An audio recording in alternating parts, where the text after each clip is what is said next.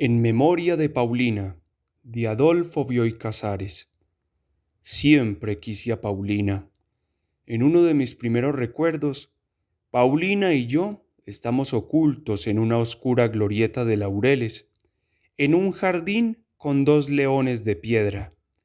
Paulina me dijo: me gusta el azul, me gustan las uvas, me gusta el hielo, me gustan las rosas, me gustan los caballos blancos. Yo comprendí que mi felicidad había empezado, porque en esas preferencias podía identificarme con Paulina. Nos parecíamos tan milagrosamente que en un libro sobre la final reunión de las almas en el alma del mundo, mi amiga escribió en el margen: las nuestras ya se reunieron. Nuestras, en aquel tiempo, significaba la de ella y la mía. Para explicarme ese parecido, argumenté que yo era un apresurado y remoto borrador de Paulina. Recuerdo que anoté en mi cuaderno: todo poema es un borrador de la poesía y en cada cosa hay una prefiguración de Dios. Pensé también: en lo que me parezca a Paulina estoy a salvo. Veía, y aún hoy veo, la identificación con Paulina como la mejor posibilidad de mi ser, como el refugio en donde me libraría de mis defectos naturales, de la torpeza, de la negligencia, de la vanidad. La vida fue una dulce costumbre que nos llevó a esperar, como algo natural y cierto, nuestro futuro matrimonio.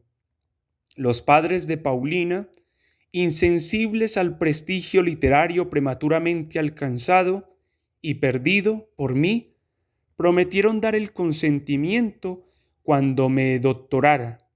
Muchas veces nosotros imaginábamos un ordenado porvenir, con tiempo suficiente para trabajar, para viajar y para querernos.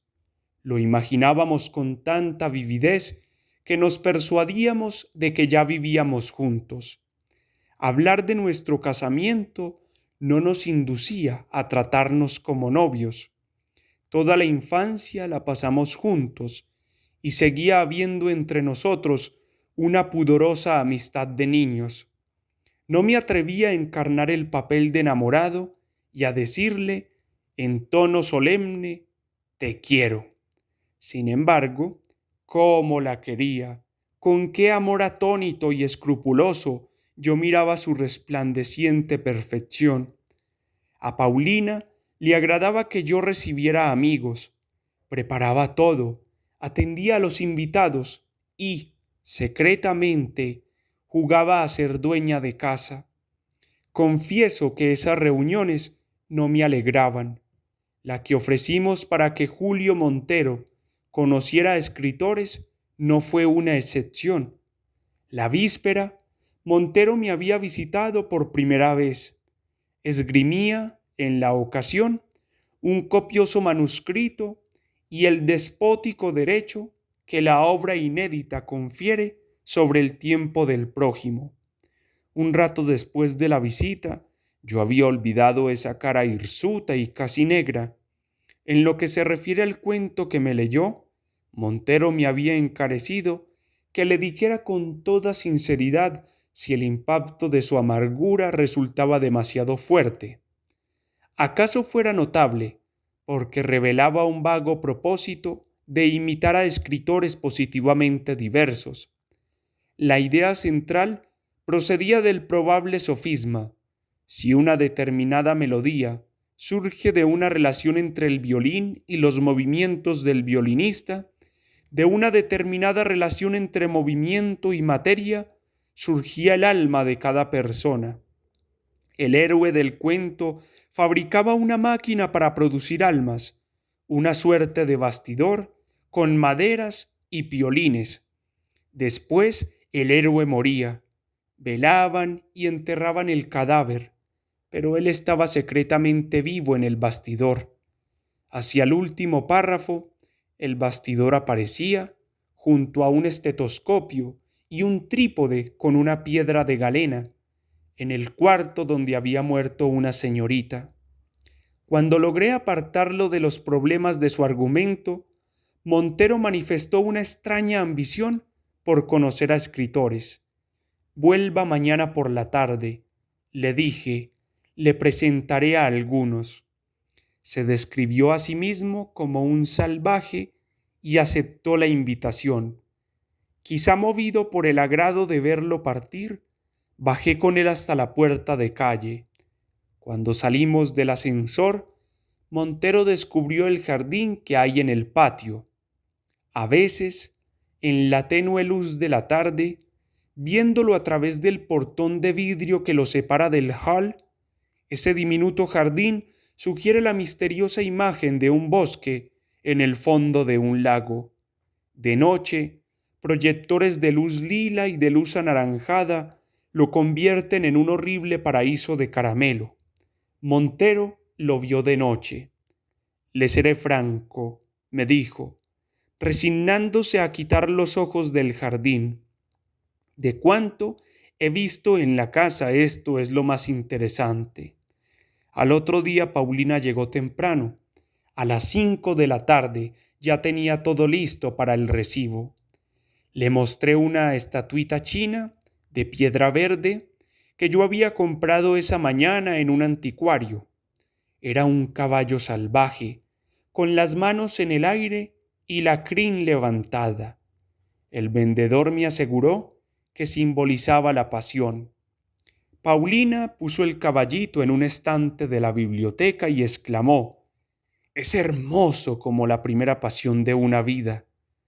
Cuando le dije que se lo regalaba, impulsivamente me echó los brazos al cuello y me besó. Tomamos el té en el antecomedor. Le conté que me habían ofrecido una beca para estudiar 2 años en Londres. De pronto creímos en un inmediato casamiento, en el viaje, en nuestra vida en Inglaterra. Nos parecía tan inmediata como el casamiento. Consideramos pormenores de economía doméstica, las privaciones, casi dulces, a que nos someteríamos, la distribución de horas de estudio, de paseo, de reposo y, tal vez, de trabajo, lo que haría Paulina mientras yo asistiera a los cursos, la ropa y los libros que llevaríamos. Después de un rato de proyectos, admitimos que yo tendría que renunciar a la beca. Faltaba una semana para mis exámenes, pero ya era evidente que los padres de Paulina querían postergar nuestro casamiento. Empezaron a llegar los invitados. Yo no me sentía feliz. Cuando conversaba con una persona, solo pensaba en pretextos para dejarla. Poner un tema que interesara al interlocutor me parecía imposible. Si quería recordar algo, no tenía memoria o la tenía demasiado lejos. Ansioso, fútil, abatido, pasaba de un grupo a otro, deseando que la gente se fuera, que nos quedáramos solos, que llegara el momento, ay, tan breve, de acompañar a Paulina hasta su casa. Cerca de la ventana, mi novia hablaba con Montero. Cuando la miré, levantó los ojos e inclinó hacia mí su cara perfecta. Sentí que en la ternura de Paulina había un refugio inviolable, en donde estábamos solos. Cómo anhelé decirle que la quería. Tomé la firme resolución de abandonar esa misma noche mi pueril y absurda vergüenza de hablarle de amor. Si ahora pudiera, suspiré, comunicarle mi pensamiento. En su mirada palpitó una generosa, alegre y sorprendida gratitud. Paulina me preguntó en qué poema un hombre se aleja tanto de una mujer que no la saluda cuando la encuentra en el cielo. Yo sabía que el poema era de Browning y vagamente recordaba los versos. Pasé el resto de la tarde buscándolos en la edición de Oxford.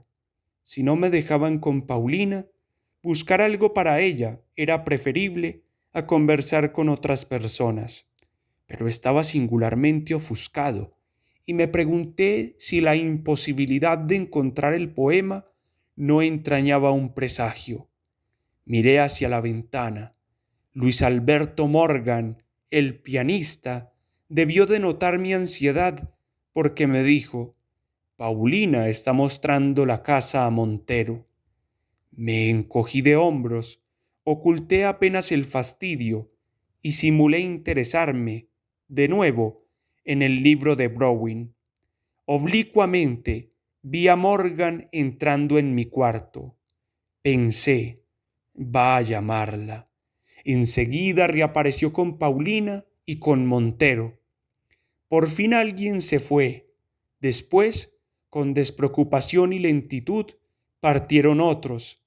Llegó un momento en que solo quedamos Paulina, yo y Montero. Entonces, como lo temí, exclamó Paulina: es muy tarde, me voy.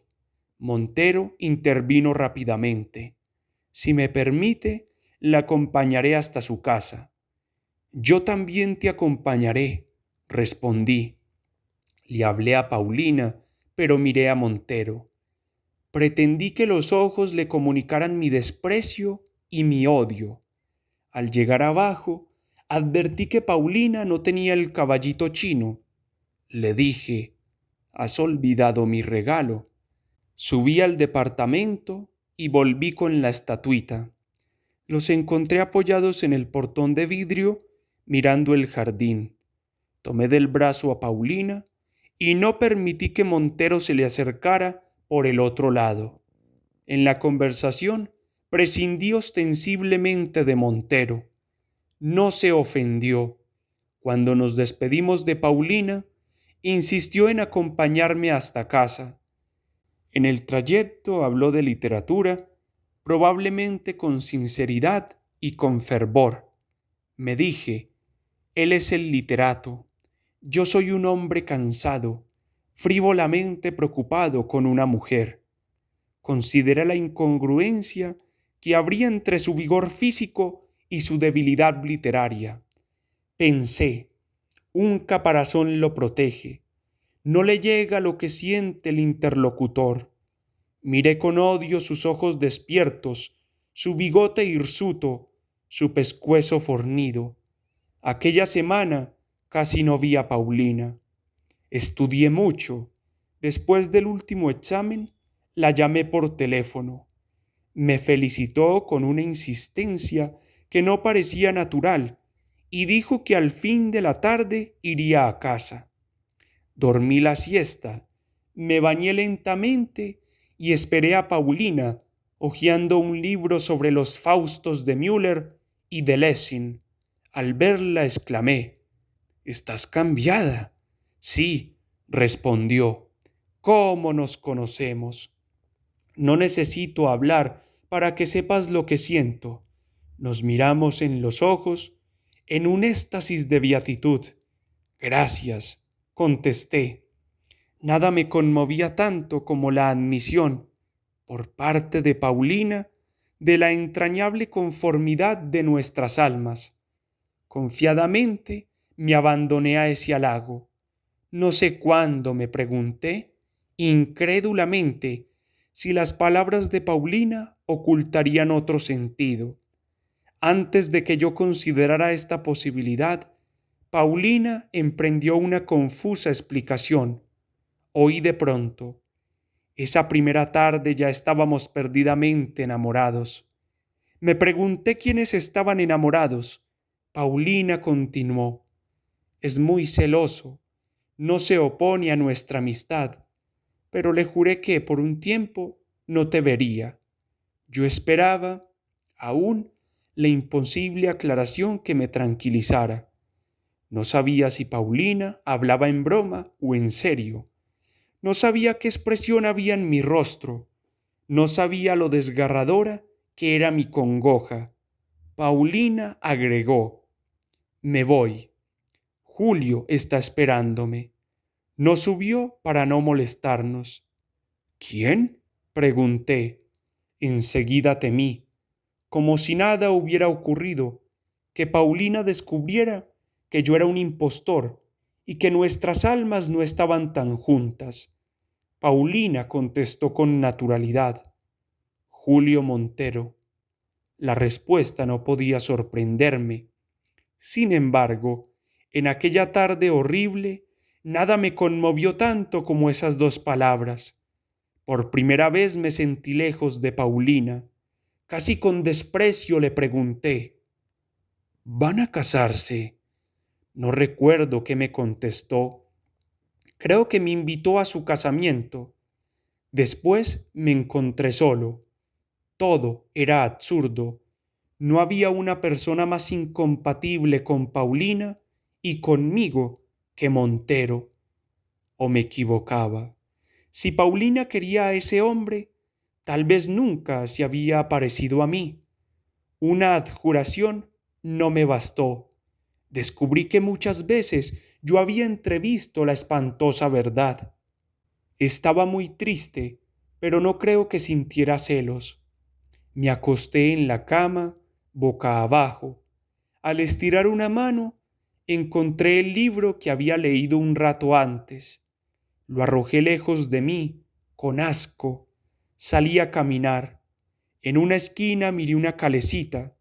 Me parecía imposible seguir viviendo esa tarde. Durante años la recordé y como prefería los dolorosos momentos de la ruptura, porque los había pasado con Paulina, a la ulterior soledad, los recorría y los examinaba minuciosamente y volvía a vivirlos. En esta angustiada cavilación creía descubrir nuevas interpretaciones para los hechos. Así, por ejemplo, en la voz de Paulina declarándome el nombre de su amado, sorprendí una ternura que, al principio, me emocionó. Pensé que la muchacha me tenía lástima y me conmovió su bondad como antes me conmovía su amor.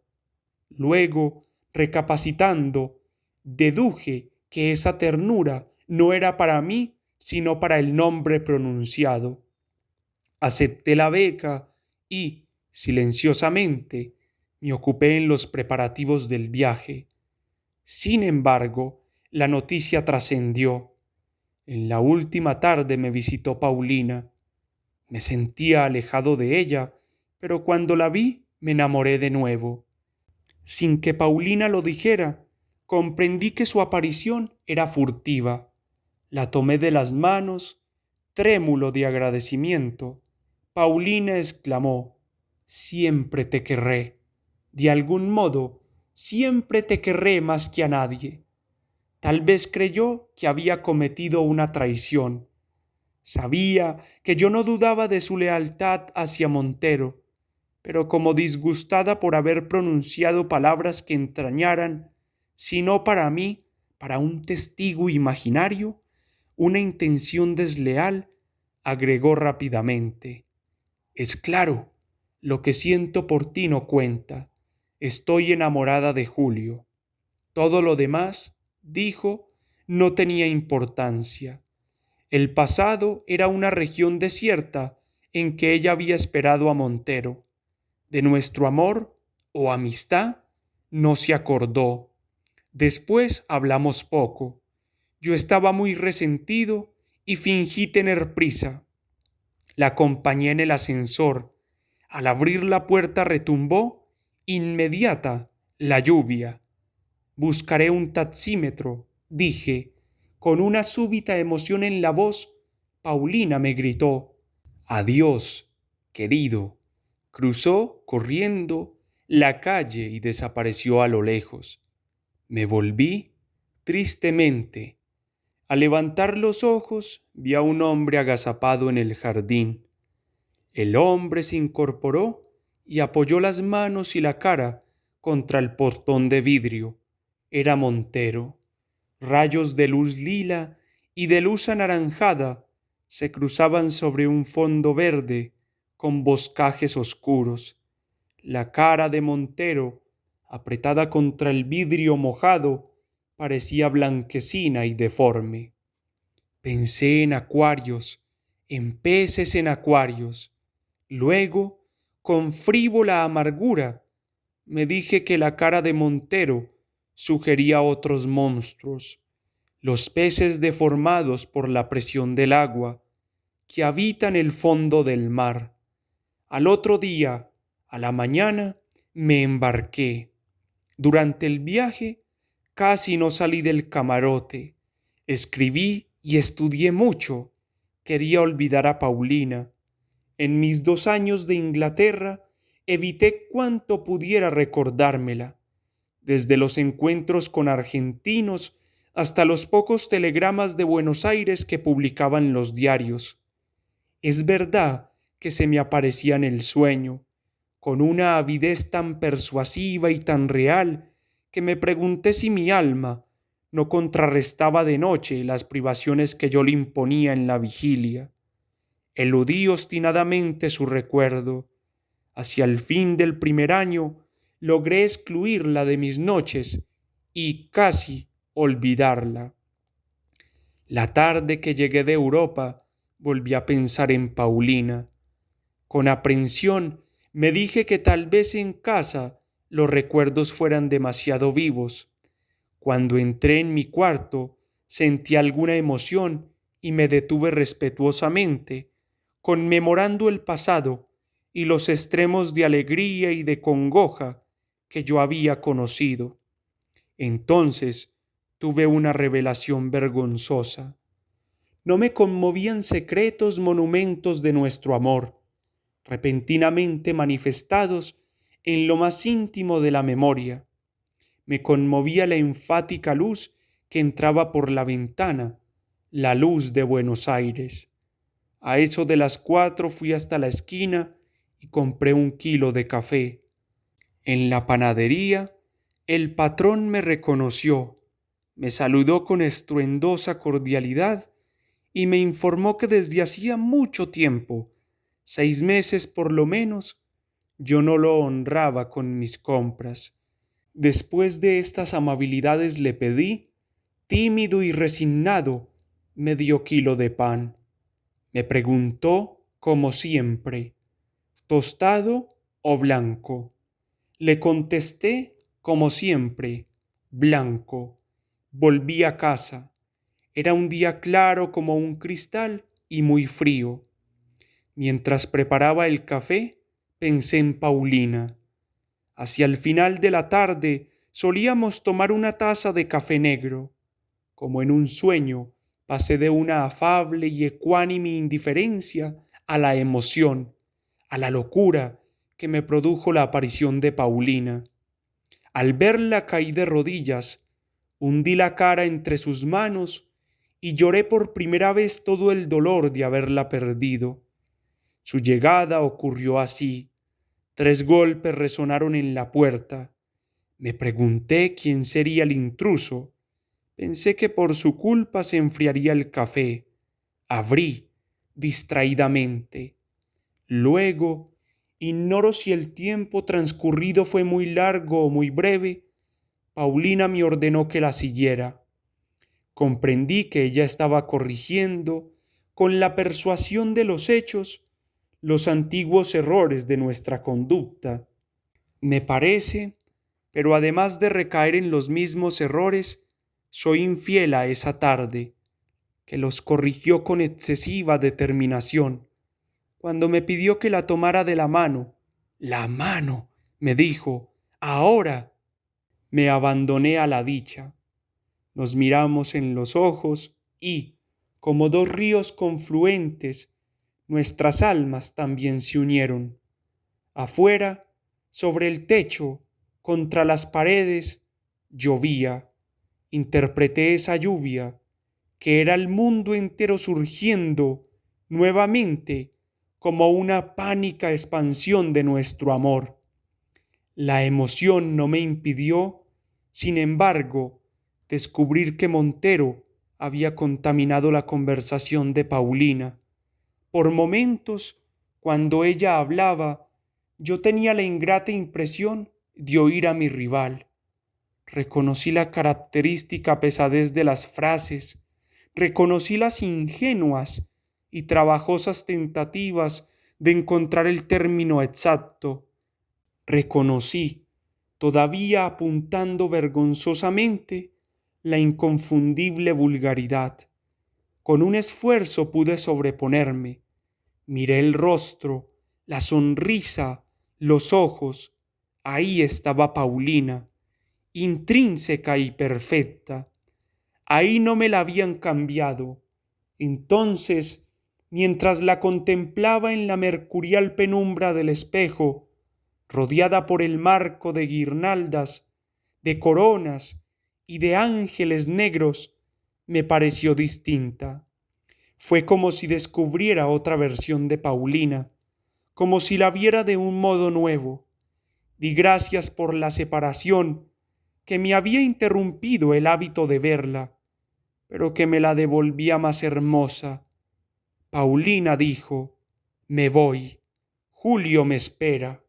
Advertí en su voz una extraña mezcla de menosprecio y de angustia que me desconcertó. Pensé melancólicamente: Paulina, en otros tiempos, no hubiera traicionado a nadie. Cuando levanté la mirada, se había ido. Tras un momento de vacilación, la llamé. Volví a llamarla, bajé a la entrada, corrí por la calle. No la encontré. De vuelta sentí frío. Me dije: ha refrescado. Fue un simple chaparrón. La calle estaba seca. Cuando llegué a casa vi que eran las 9. No tenía ganas de salir a comer. La posibilidad de encontrarme con algún conocido me acobardaba. Preparé un poco de café, tomé 2 o 3 tazas y mordí la punta de un pan. No sabía siquiera cuándo volveríamos a vernos. Quería hablar con Paulina, quería pedirle que me aclarara.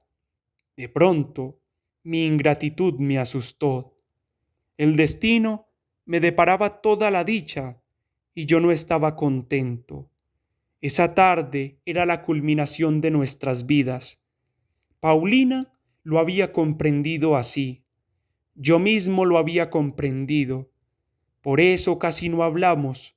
Hablar, hacer preguntas hubiera sido, en cierto modo, diferenciarnos. Me parecía imposible tener que esperar hasta el día siguiente para ver a Paulina. Con premioso alivio determiné que iría esa misma noche a casa de Montero. Desistí muy pronto. Sin hablar antes con Paulina, no podría visitarlos. Resolví buscar a un amigo. Luis Alberto Morgan me pareció el más indicado, y pedirle que me contara cuanto supiera de la vida de Paulina durante mi ausencia. Luego pensé que lo mejor era acostarme y dormir. Descansado, vería todo con más comprensión. Por otra parte, no estaba dispuesto a que me hablaran frívolamente de Paulina. Al entrar en la cama tuve la impresión de entrar en un cepo. Recordé, tal vez, noches de insomnio en que uno se queda en la cama para no reconocer que está desvelado. Apagué la luz. No cavilaría más sobre la conducta de Paulina.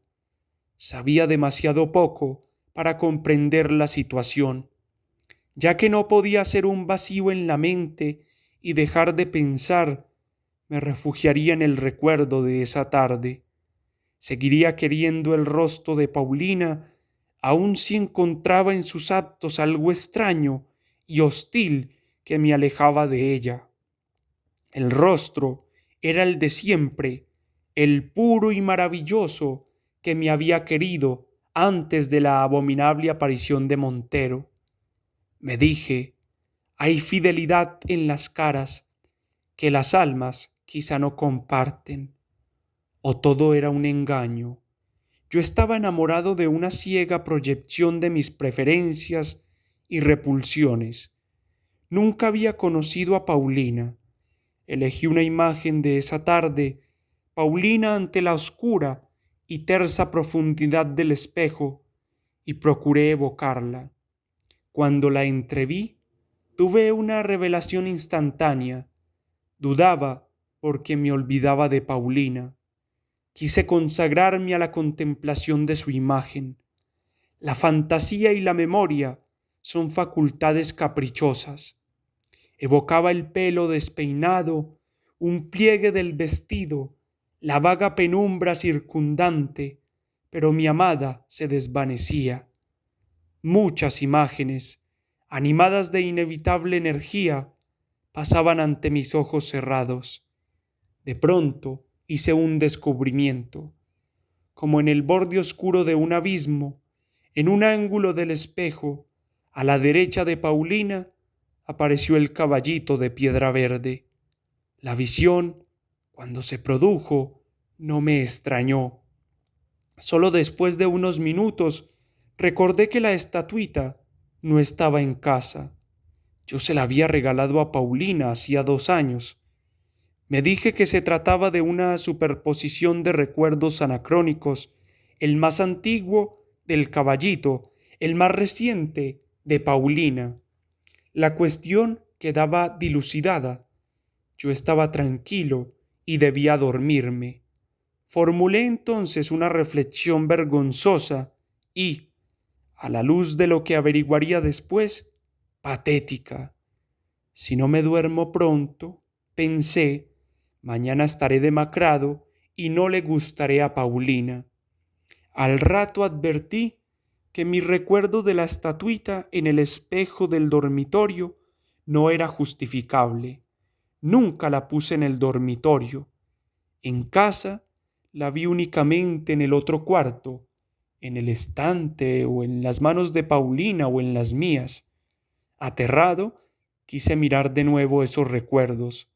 El espejo reapareció, rodeado de ángeles y de guirnaldas de madera, con Paulina en el centro y el caballito a la derecha. Yo no estaba seguro de que reflejaba la habitación. Tal vez la reflejaba, pero de un modo vago y sumario. En cambio, el caballito se encabritaba nítidamente en el estante de la biblioteca. La biblioteca abarcaba todo el fondo y en la oscuridad lateral rondaba un nuevo personaje que no reconocí en el primer momento. Luego, con escaso interés, noté que ese personaje era yo.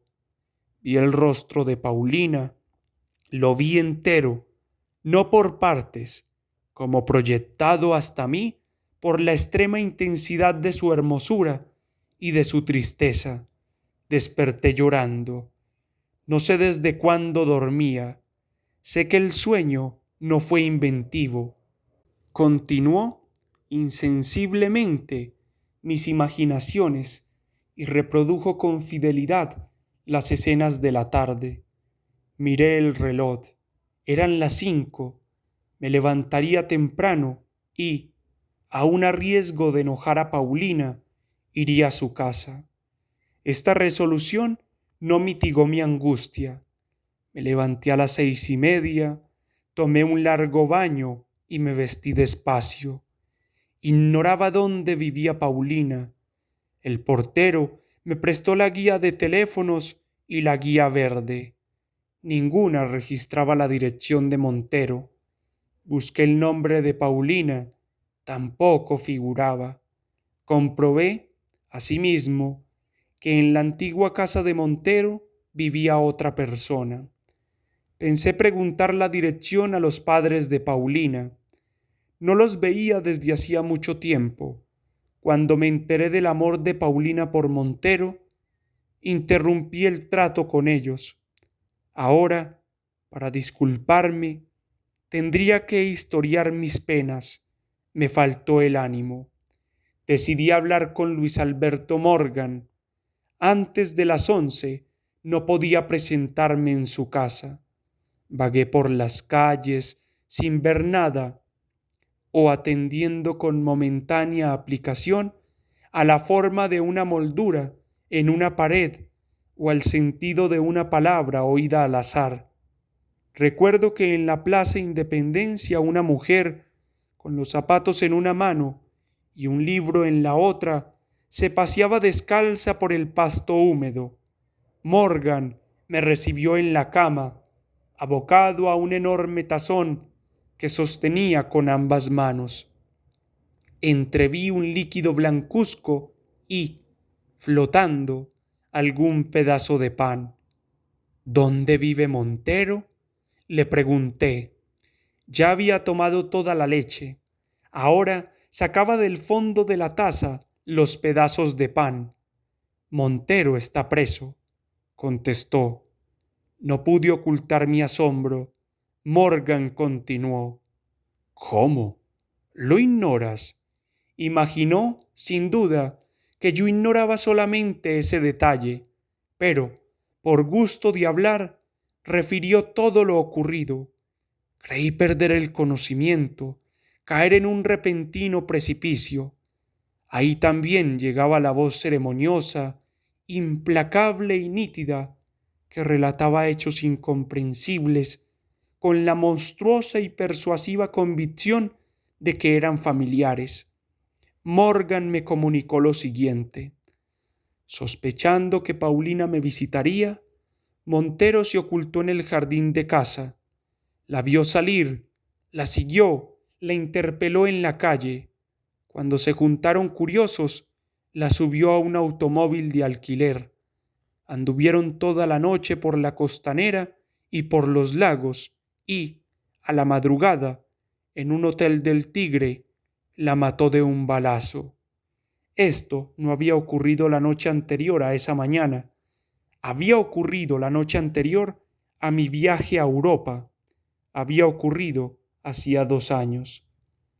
En los momentos más terribles de la vida solemos caer en una suerte de irresponsabilidad protectora y en vez de pensar en lo que nos ocurre, dirigimos la atención a trivialidades. En ese momento yo le pregunté a Morgan, ¿te acuerdas de la última reunión en casa antes de mi viaje? Morgan se acordaba. Continué. Cuando notaste que yo estaba preocupado y fuiste a mi dormitorio a buscar a Paulina, ¿qué hacía Montero? Nada, contestó Morgan, con cierta vivacidad. Nada. Sin embargo, ahora lo recuerdo, se miraba en el espejo. Volví a casa. Me crucé en la entrada con el portero. Afectando indiferencia, le pregunté, ¿sabe que murió la señorita Paulina? ¿Cómo no voy a saberlo?, respondió. Todos los diarios hablaron del asesinato y yo acabé declarando en la policía. El hombre me miró inquisitivamente. ¿Le ocurre algo?, dijo, acercándose mucho.